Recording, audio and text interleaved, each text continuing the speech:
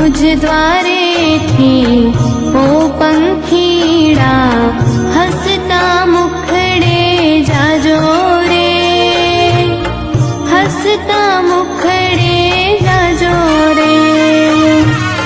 मुझ द्वारे थी ओ पंखीड़ा हसता मुखड़े जाजो रे, हसता मुखड़े जाजो रे।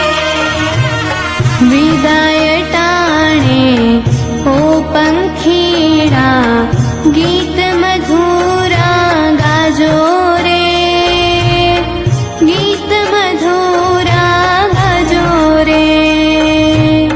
विदाय टाणे ओ पंखीड़ा गीत मधुरा गाजो रे, गीत मधुरा गाजो रे।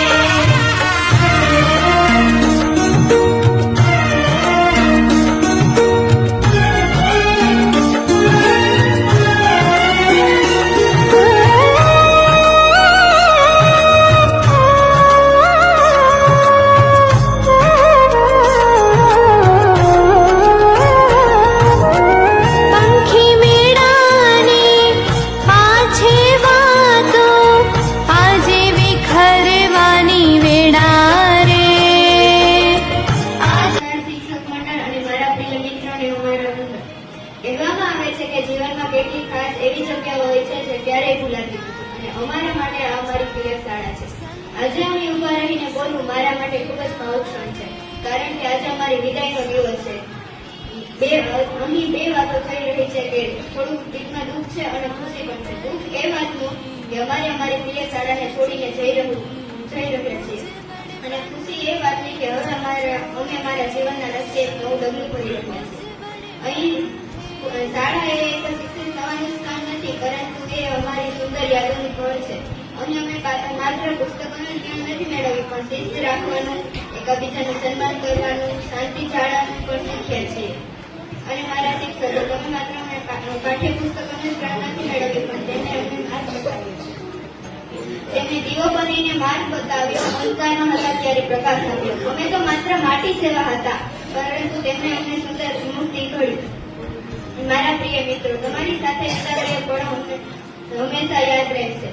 તમારી સાથે રમેલી રમતો, હસવું, બધું જ અમને યાદ રહેશે. અંતમાં હું એટલું જ કહીશ કે મંજિલ મળે કે ના મળે એ તો નસીબની વાત છે, પરંતુ મહેનત કરીને રસ્તા જરૂર મળશે. તો ચાલો હવે આપણે સપનાને સાકાર કરવા આગળ વધીએ અને એક દિવસ એવી સ્થિતિ મેળવીશું કે આપણા માતા પિતા અને શિક્ષકો ગૌરવ.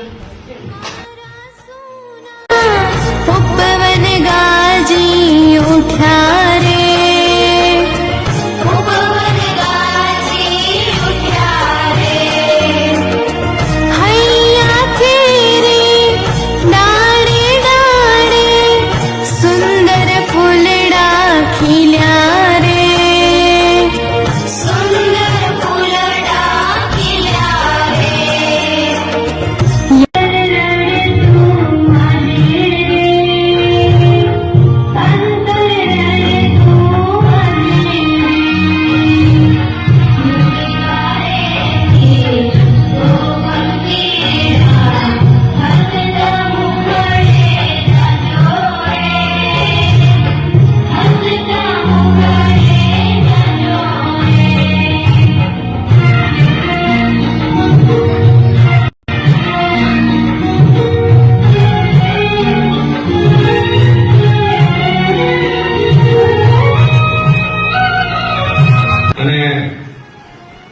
જે દુઃખ તમને થતું હોય એથી વિશેષ દુઃખ છે અમને થતું હોય, કારણ કે કેવડા નાના નાના બાળકો છે શાળાની અંદર અમે પ્રવેશ આપ્યો હોય અને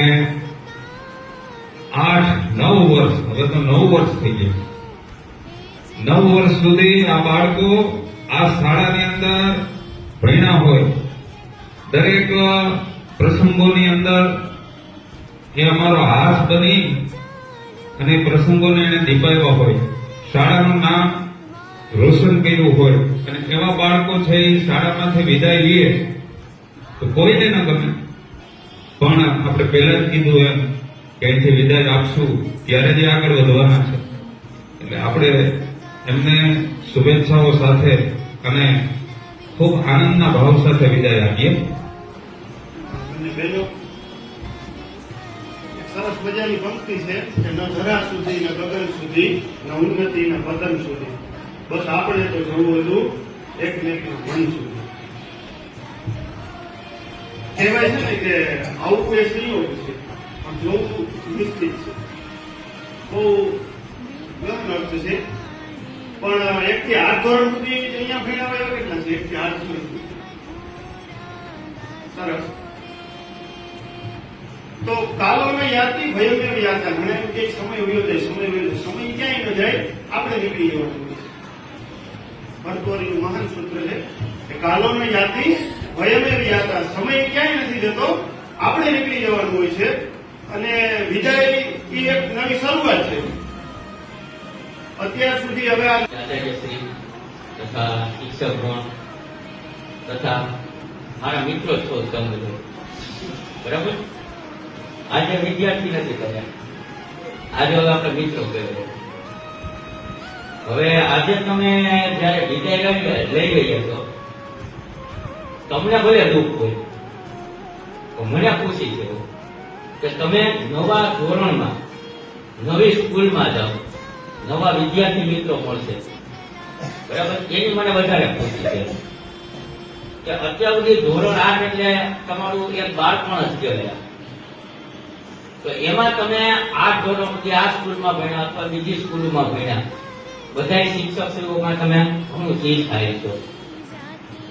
મને એવો વિશ્વાસ છે કે તમારી 8મા ધોરણની બેચ છે એ કાંઈક આમાંથી મને એવું લાગે કે 60-70% બાળકો એની સારી નોકરી કરશે. તો મને વિશ્વાસ છે કે મારો જે 3 વર્ષનો અનુભવ છે આ ક્લાસમાં વાત કદી